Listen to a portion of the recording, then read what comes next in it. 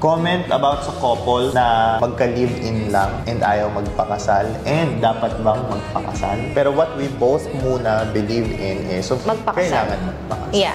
Magpakasal. It's a calling. Kapag yung talagang partner mo is gusto mo na talagang mapangasawa, dapat naiintindihan nyo parehas kung ano yung ibig sabihin ng kasal. Kapag ka magka-live-in lang, parang, alam mo yun, subconsciously, yung mga ginagawa nyo, hindi committed, hindi for each other, hindi for the family, kasi you might have a feeling na parang you still have an exit. yun. In a relationship, you must also know kung ano yung mga behaviors and yung mga galawan ng magiging partner mo pag naging mag-asawa na kayo. Parang practice yung living in together kahit na hindi pa kayo kasal to know each other more and well. Mas maganda kasi kung naranasan nyo yun, at least hindi pa kayo kasal, alam nyo na kung magiging ma-okay ba kayo sa simpleng mga bagay. Kung simpleng mga bagay pa lang, hindi na kayo okay, ba't kayo magpapakasal? Hindi option na forever live-in lang kayo pero hindi kayo ikakasal. If you commit to each other as a married couple, dapat alam nyo yung